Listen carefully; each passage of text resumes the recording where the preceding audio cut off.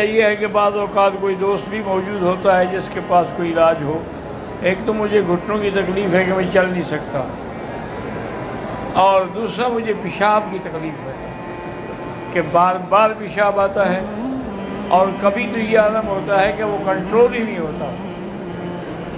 تو یہ اللہ کا کرم ہے کہ اللہ کے قرآن کی برکت سے پتہ نہیں درس اتنی تھوڑی دیر کے لیے کیسے ہو جاتا ہے.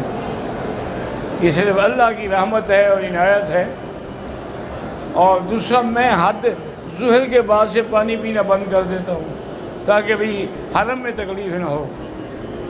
تو اگر بہرحال کسی دوست کے پاس مجھے یاد ہے یہی تکلیف مجھے ہوئی تھی کئی سال پہلے. وہ حج کے دن تھے، اور حج کے دنوں میں جب آپ دیکھتے ہیں بڑا مجمع ہوتا ہے، تو میں جیسے ہی تقریر ختم ہوتی نا تو سوال جواب نہیں کرتا، فوراً بھاگتا.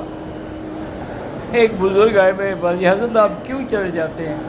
میں نے کہا وہ یہ پیشاب کی تکلیف ہے. کہنے کہ میں آپ کو نسخہ لکھ دیتا ہوں، بنا تو میں سکتا نہیں.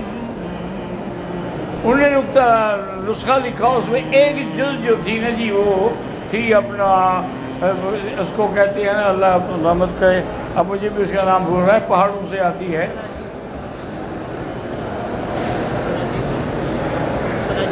سلاجید. تو میں نے کہا حضرت آپ تکلیف نہ کریں، یہاں سلاجید کہاں ملتی ہے؟ کیونکہ اس کی شکل اور افیون کی شکل ایک ہے، وہ بھی کڑوی ہے وہ بھی کڑوی ہے. تو یہاں تو اللہ معاف کرے کسی کے پاس ہو تو اس کو لٹکا دیں. اور نے کہا حضرت نسخہ تو رکھ لیں، مل گئی تو بنا لینا. میں نے نسخہ رکھ لیا. ظہر کی نماز سے فارغ، عشاء کے بعد فارغ ہونے کے بعد میرے دوست تھے عبدالعزیز عطر جی، عطر کی دکان تھی ان کی، میں وہیں جا کے بیٹھتا تھا اور وہ چائے بناتے تھے، چائے پلاتے تھے ہمیں. ابھی ہم بیٹھے تو ایک بندہ آیا، جی میں نے سلاجید خالص بیچنی ہے، لوگے؟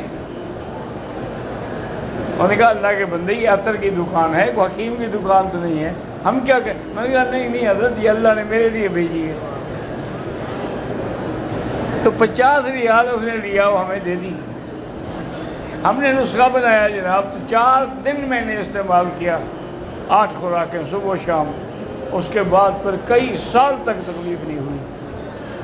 اب یہ میری غفلت ہے کہ میں نے نسخے کی حفاظت نہیں کی، اللہ عالم کہاں رکھ لیا.